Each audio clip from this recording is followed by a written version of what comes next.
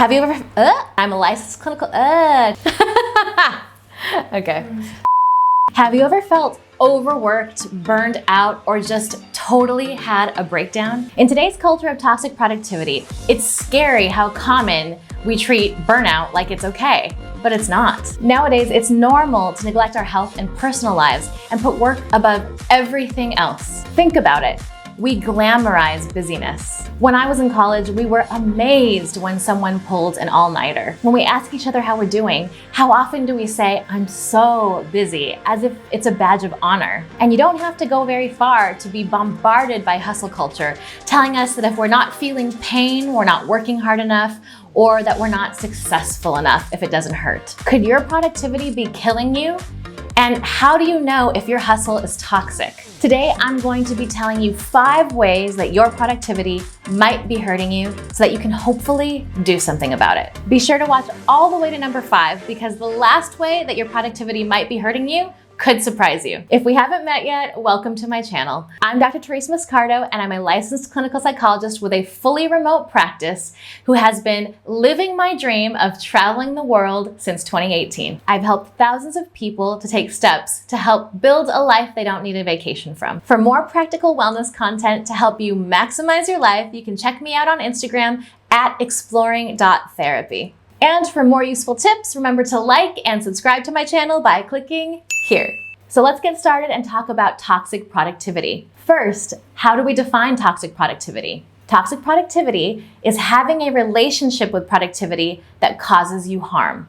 And a lot of times it causes harm to the people around you too. A classic example of someone who has pushed back against the pressures of toxic productivity culture is Simone Biles. Recently in the 2020, well, technically the 2021 Olympics, Simone just made waves by saying that she wasn't going to participate in some of the competitions because they weren't good for her mental health. And of course, this caused a huge uproar, but those of us in the mental health community think she is absolutely awesome. Yeah, I say put mental health first, because if you don't, then you're not going to enjoy your sport and you're not going to succeed as much as you want to. So it's okay sometimes to even sit out the big competitions to focus on yourself, because it shows how strong of a competitor and person that you really are, rather than just battle through it. She's basically saying that nothing is more important than her health and well-being. You go, Simone. Way to go. So let's dive into understanding the 5 aspects of toxic productivity. Number 1. Your productivity leads you to neglect your relationships. At first, your family and friends might be really impressed by how hard you're working and those late nights at the office. But when you start to miss birthdays and anniversaries, when you're checking your phone at the dinner table or stepping out for calls, that enthusiasm goes away real quick. Perhaps you start off by thinking that your busyness is only going to last for another week or 2. But then you quickly realize that it seems never ending. Sometimes, when you're lucky, your family and friends will speak up and let you know that they aren't too happy with the way that you've been neglecting them. But other times, you'll slowly start to notice that you're just not getting invitations and calls from friends and loved ones the way that you used to. Days turn into weeks, turn into months since the last time you've seen your friends. And before you know it, you'll have a laundry list of people who feel hurt or neglected by your lack of presence. Obviously, it doesn't feel good to neglect your loved ones and your friends, and no one's doing it on purpose. And yet, the pull of your responsibilities, the pull of work is just too much to resist, and you can't balance the two. Number 2. Your productivity leads you to neglect your body and your physical health. When was the last time that you moved your body or even got up from your desk? If it's been too long or you can't remember, this is your permission to stand up and have a little bit of a stretch break. If you're working so much that you're not able to do the things that keep you healthy, that's toxic. Some things to think about. Some questions to ask yourself might be, are you up to date with your doctor's appointments? Are you able to nurture your body with non-processed foods ever, or do you just eat fast food 100% of the time? Does your schedule allow you to exercise regularly and move your body in ways that feel good to you? Do you feel good in your body? Or do you have lots of aches and pains, perhaps things you've been ignoring for way too long because of how many hours you're sitting at your desk and staring at screens? When we neglect our bodies for too long, it starts to show. Our bodies will start to scream to get attention. And that's through getting sick, aches, pains, all that sort of stuff. And your bodies don't care if your excuse is that you have a lot of work to do.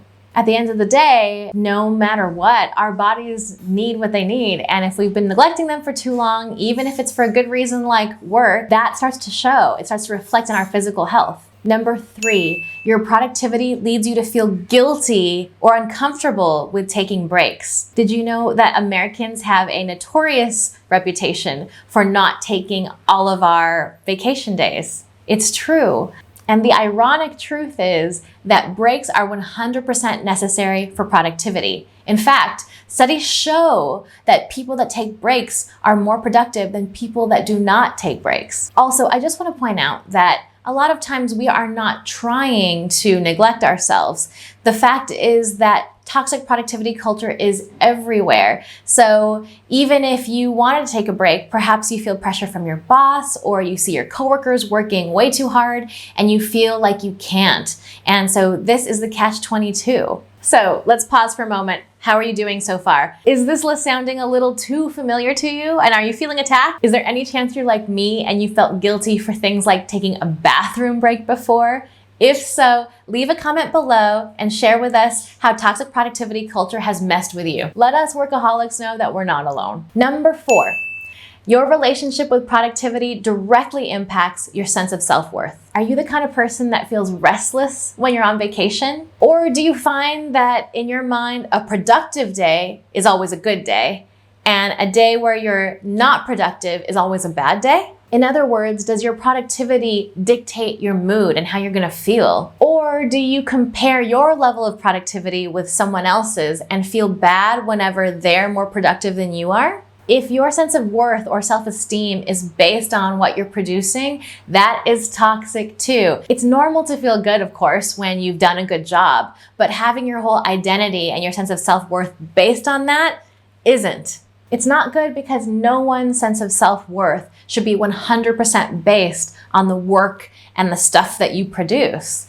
We're not machines, we're people. And when our expectations exceed what a human can reasonably do in a day, then we're set up to fail. And the 5th way that your productivity might be hurting you, this is the one that I think might surprise you. Your productivity is making you less productive. Yes, you heard me right. Your productivity is making you less productive. Remember how I told you earlier that people who take breaks are more productive? Well, studies show that when people don't take breaks, when they go to burnout, they're less productive. One way that your productivity can make you less productive is that you're so exhausted all the time that you're not able to focus and get your work done. You know that your productivity is making you less productive when you're getting feedback.